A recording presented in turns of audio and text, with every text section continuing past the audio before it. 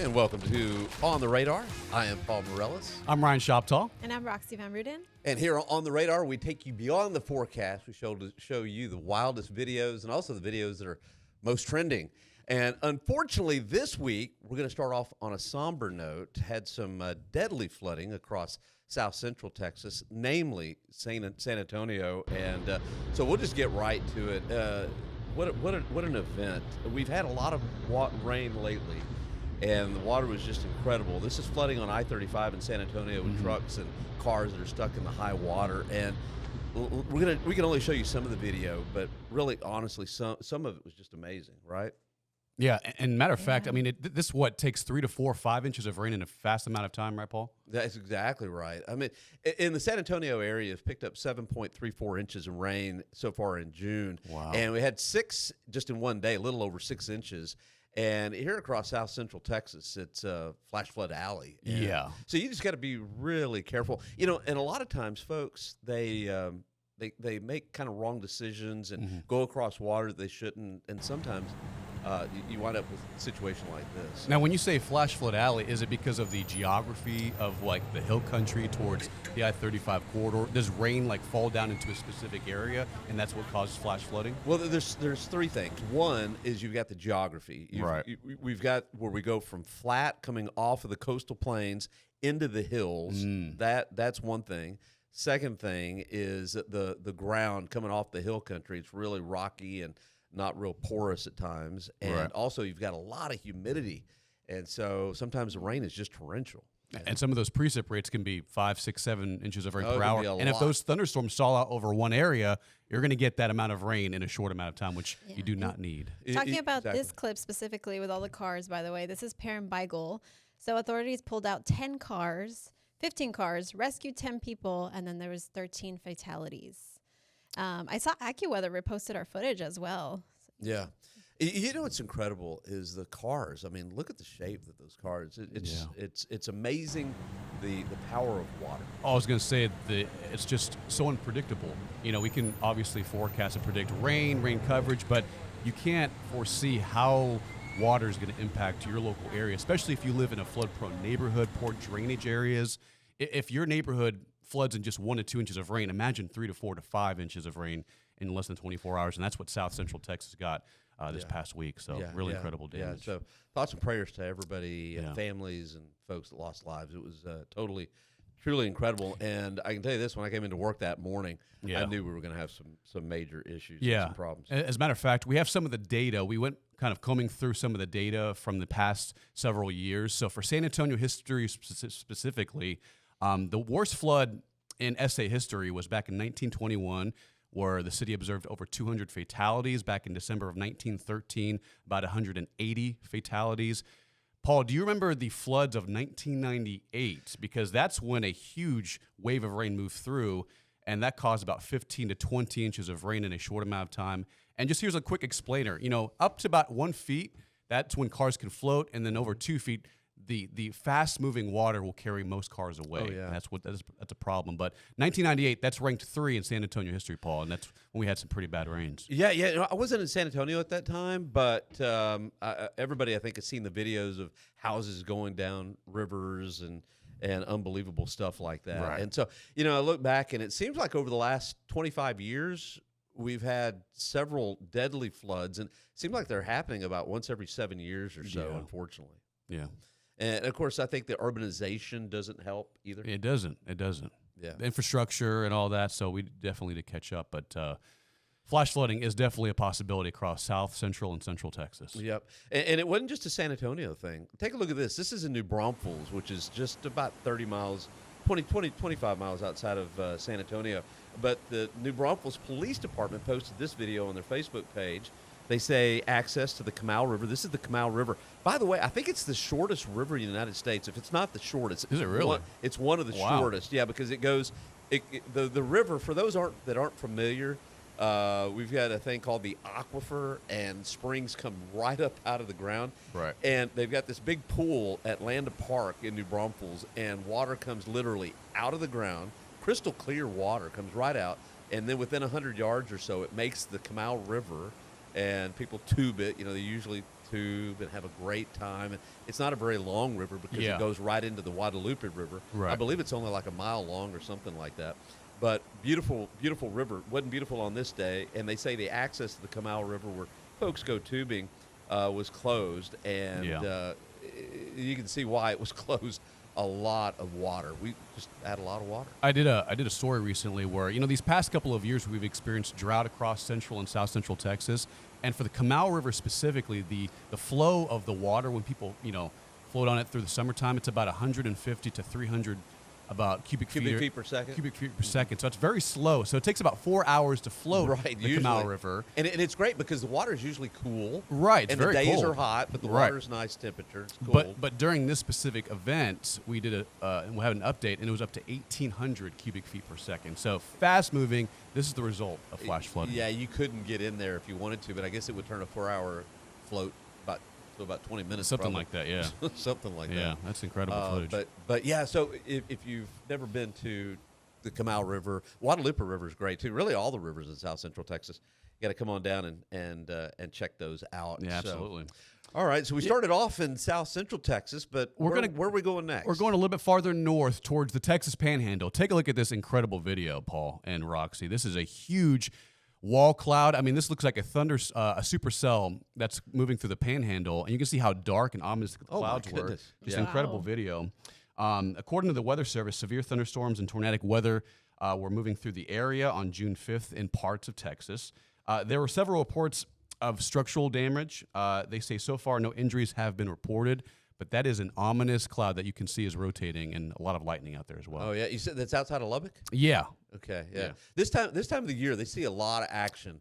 Western Oklahoma, Western Kansas, the Panhandle of Texas, all through there. When you look at surface maps, is it because in the Panhandle, is it the collision of humid air and dry air? Because the Panhandle is just so dry and desert-like, so you get that collision of humidity and dry air, and that just sparks off thunderstorms rapidly. Yeah. This time of the year, you have such a flow off the Gulf of Mexico that real rich moisture goes all the way back into West Texas. Right. And just to the west of West Texas, they'll have like the desert air of the desert Southwest, and where that collides, you usually have problems. And there you go. It's this very specific area across the Panhandle where these storms will just erupt. Yeah. crazy. Look at that, though. Everybody stopped. Dark and Fiction. ominous there. Yeah, that's very scary. All right. So what else Okay. do we have? Now we got here? a tease. So if you're a Ooh. storm chaser. Oh, we got a tease next. Okay. Yeah. You probably know where this is. But if you don't, we're going to tell you when On the Radar returns.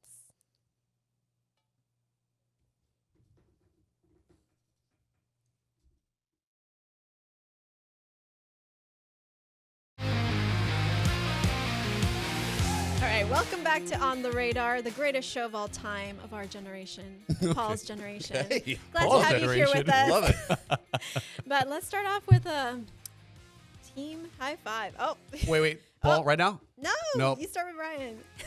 Paul, other way, okay. Paul. Nice. Get it? And bam. Nice. There we go. That's how There we we do go. it. See, Our it takes some team. practice. That's the way you do it. love Take that. some Love practice. the energy. That's beyond the forecast. All right. All right, we're starting things off in West Texas, in my home in West Texas. All right, where the dust storms never stop. So this happened on June 6th with reports of a possible tornado touching down near the town of Sundown. That's a really cute name, by the way, Sundown. Yeah. The National Weather Service issued a tornado warning for Sundown and a warning for tennis ball-sized hail. Oh, my My goodness. goodness, look at all that dust. That's a ton of dust out there. Yeah. Where did y'all mention Sundown was? Panhandle or towards El Paso? I don't know. It's somewhere out west. Okay, West Texas, somewhere. West Texas is a very huge region.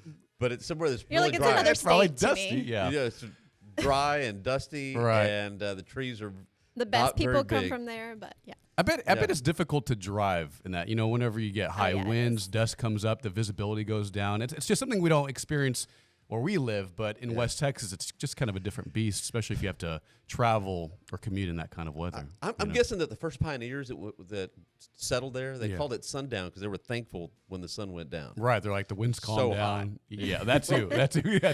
That's what I'm thinking. But Yeah. dramatic video there. I love the video. Okay, I believe we're going to stay in sundown, Mm-hmm. and we're going to show a tornado. Now, a lot of folks don't when you see this, you're like, well, that's obviously a tornado. but a lot of folks don't get to see the very dying end of it. This is what happens to a tornado when it's in the very last stages, what we call the rope stage, and they rope out and they just go kind of all over the place. And that is a rope tornado there. Also, that was I believe it was the same day there in Sundown, just outside of Sometimes you just see tornadoes dissipate, but it's almost like it's ascending back into the base of the thunderstorm cloud. It's really interesting. You don't see that very often. No. That's really interesting. But yeah, that's the rope stage. Totally finally going away. All right, and we're stick with the theme of clouds. Let's take a look at some of this video that was taking over in northwest of Lubbock. Gosh. Yeah, You're gonna this love is this one. I don't know if crazy. you've seen this one, but I hate to No, jump absolutely. in No, take here, it. Take over. But yeah, this is a severe thunderstorm, supercell. Yeah. And there's a wall cloud right there, right? Oh my And goodness. if you're looking at this, Ryan, this is what you would see, and Roxie, this is what you see, and it looks dramatic, right? Okay, a hijack. No, quick there. you're good. This was in Morton, in the middle of Texas, nowhere. Yeah. in the Panhandle, but really dark, ominous clouds, and that was a huge thunderstorm that moved to the Panhandle earlier last week, I believe. Yeah. That's incredible. Okay, and I believed on that same cell that we had. Yeah. I think we had it in fast motion in a time lapse. But maybe we don't, because that was the cool part, is usually when you look at a severe thunderstorm, you see the winds, you see the dust, and it just kind of looks that way. But when you put it in fast motion, You can see actually see the whole thing right. spinning. You can see the entire lifetime of the tornado as it descends or ascends, right? That's Exactly, incredible. exactly right. But you know what?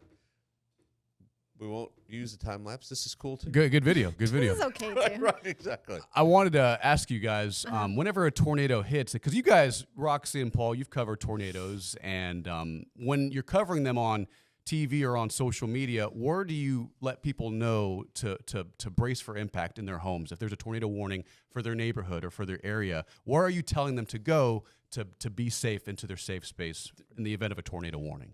You want me to answer that? Or Yeah. Roxie, do you want to answer? Well, or? ideally basement, but a lot of people don't have basements. Right. Right. So So lowest floor, interior. The middle of the house, the lowest floor. Yeah. And matter of fact, let's take a look at this graphic and this explainer. This shows that you should go into the interior room of the home. So, Right. and maybe underneath a staircase or a laundry room or something that's away from windows. That's most important, right? You don't want to be near windows because those wind speeds are going to be gusting over 100 miles an hour if you're in the presence of a tornado. And the hall, stairs, bathroom, avoid windows at all costs. Cover yourself with something soft like a blanket or mattress for protection just in case that does happen. But as you guys mentioned and alluded to, the safest place is a basement, but not all houses have basements. You know, this is very important, like that hall or bathroom or somewhere in the middle. Right. Because I have seen this firsthand.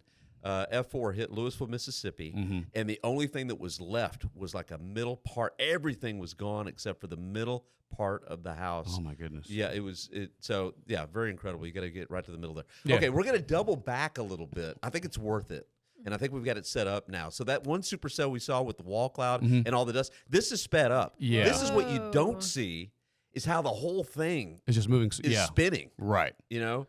And then it may put down a tornado, it may not. But I think that was really cool is a lot of folks don't get to see it in motion. Right. You know, you just see the wind. You see a and very slow, dust, gradual very spin slow. up. Right. But on top, you're seeing the cloud rotate, but you're also seeing the dust and debris at the very bottom also rotate around the power of the thunderstorm. So that's truly incredible. Exactly. And that's the cool part is it's actually spinning, and that's what we call the mesocyclone. There you go. So. I like shelf clouds. That one's cooler. Oh, the shelf cloud. Shelf Yeah. clouds are my favorite, but That's your favorite. that one's The pretty cool favorites. too. Yeah. The favorites. All right. Sort of like we all have favorite kind of ice creams. Exactly. Her favorite. All right. Well, now we're taking it Shelf to Tulsa, Oklahoma. We got to have Oklahoma always, every Always. segment. So this was Friday night into Saturday morning. Obviously, lots of destruction. There were several tornadoes, strong winds, heavy rain, and hail, and lots of power outages. The hardest hit areas were Pittsburgh County. Thankfully, no injuries were reported. Yeah. Oh, that's so Look scary. at That's the good. roof. Look at that. Look No at those injuries roofs. after all that destruction. You know, when we look at tornado warnings and tornadoes, a lot of the times they go through rural areas, right? But the fact that this specific one went through downtown areas, city areas, this is the result of it. And I mean, it's so strong. The winds are so powerful. They can rip bricks from buildings. Oh, yeah. That must include winds of like 120, 140 miles an hour. You know, when I first saw this video, and it had looked like a tarp that was actually the roof that had peeled off of the top of that building. Yeah. I was like, where do they get a tarp that big? Of course, it was the roof that I had to look at it twice. And I was like, oh, shoot. That's the roof that actually peeled off the top of that. And look at those rooms are totally exposed and stuff. Faces of entire buildings are just ripped off. Yeah. And that's that's so scary. In McAllister, Oklahoma? I think that's where so, yeah. Wow, that's incredible video there. Question: is there like houses here in San Antonio? Do they have a lot of basements? Because in El Paso, we don't have houses with basements. In Texas, in general, don't have a lot of basements. Dallas, Fort Worth, some. I would say maybe far north Texas, like Yes. Red River area, but here, like in South Central Texas, most places it costs a fortune because you got to break up a lot of rock. yeah, that's for sure. Yeah.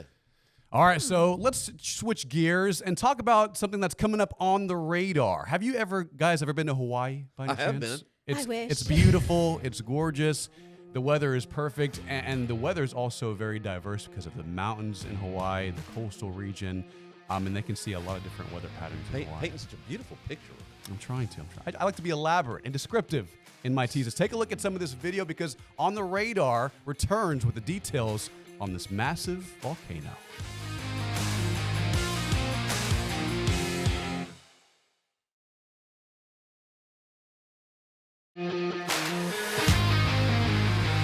Welcome back to On the Radar, Beyond the Forecast with me, Paul and Roxie. Guys, we were talking about earlier, flooding, severe weather damage in Oklahoma and parts of the country, but we're going to go a little bit farther east into Arkansas, specifically Van Buren, Arkansas. And that's on the border of Oklahoma and Arkansas, just a little bit toward the northwest of Little Rock. And take a look at some of this damage.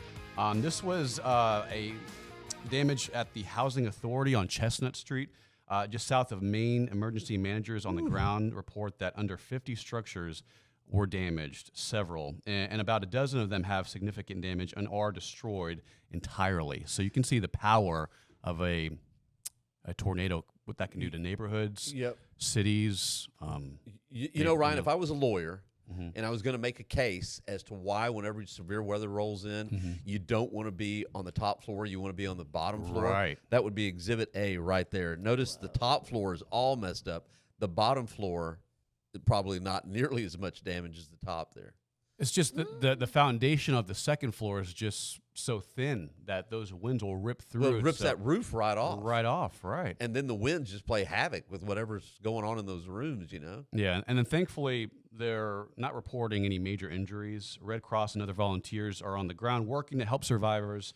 Officials urge people to watch for downed power lines and other debris because obviously the damage is the main focus, but the indirect impacts of tornadoes are power lines and lack of electricity, and that can also cause a huge recovery effort in the wake of tornadoes. So really bad damage in Arkansas. That is bad damage. Now, I'm gonna be me here. Okay. Anybody want to take a guess as to why it's Van Buren?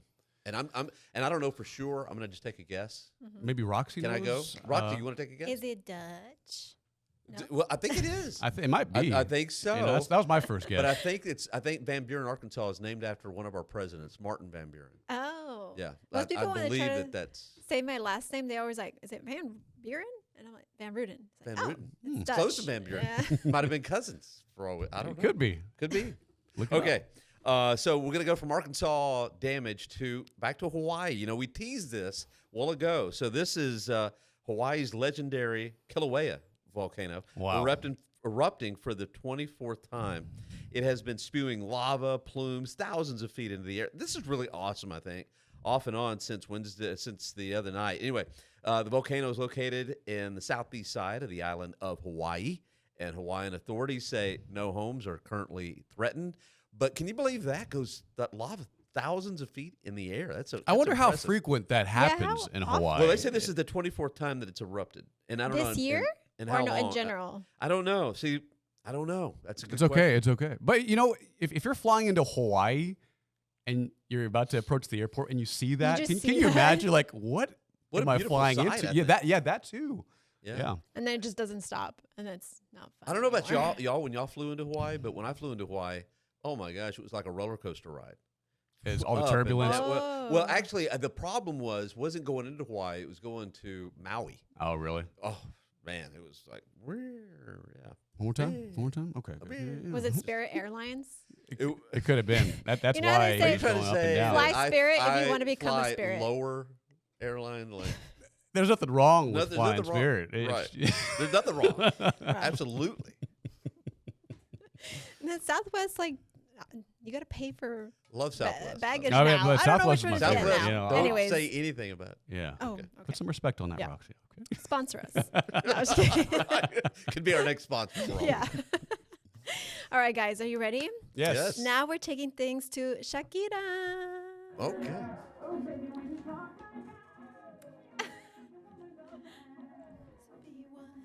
Okay.